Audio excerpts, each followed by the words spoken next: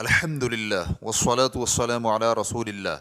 نیند گناہ کرتی ہے تو کیا اس کا گناہ چھپائے یا مزید نقصان کے خدشے پر راز فاش کر دے؟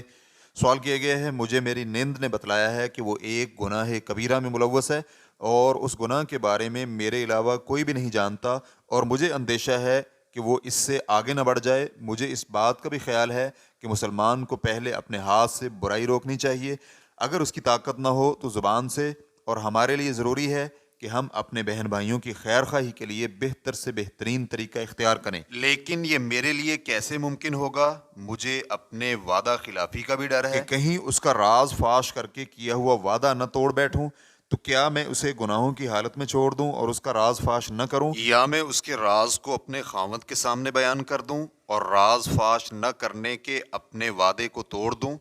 اس سے اندیشہ ہے کہ خاندان میں مزید مشکلات پیدا ہوں گی۔ الجواب بعون اللہ سبحانہ وتعالی، یقیناً آپ کی بیان کردہ بات بہت ہی بڑی آزمائش ہے اور معاملہ بھی پیچیدہ ہے، اس لیے ضروری ہے کہ حکمت و بصیرت کے ساتھ اللہ سے ڈرتے ہوئے اس واقعے سے نمٹیں۔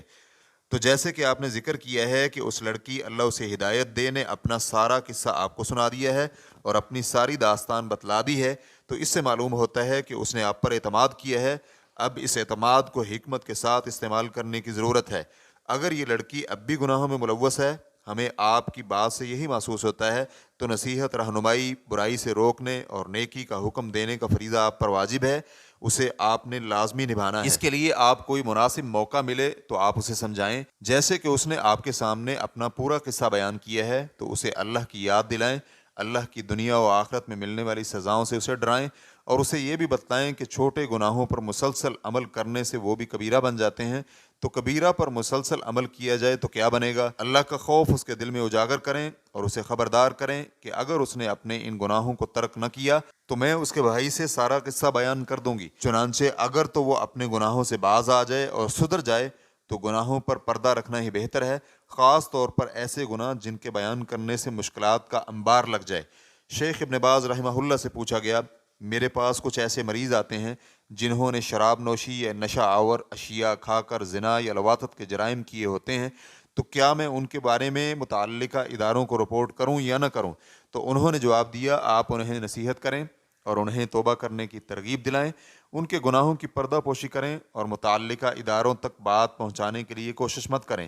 آپ ان کو اطاعت الہی اور اطاعت رسول پر ابھاریں، یہ بھی بتلائیں کہ اللہ توبہ کرنے والے کی توبہ قبول فرماتا ہے، اور انہیں آئندہ ان گناہوں کا ارتکاب کرنے سے روکیں۔ ریفرنس کے لیے دیکھیے مجموع فتاوی ابن باز، جلد نمبر 9، صفحہ نمبر 436۔ اور اگر یہ لڑکی گناہوں سے باز نہیں آتی تو اس کی پردہ پوشی کرنا ضروری نہیں ہے، کیونکہ پردہ پوشی کی آڑ میں بہت سے گناہ اور تباہ کن جرائم پیدا ہو سکتے ہیں۔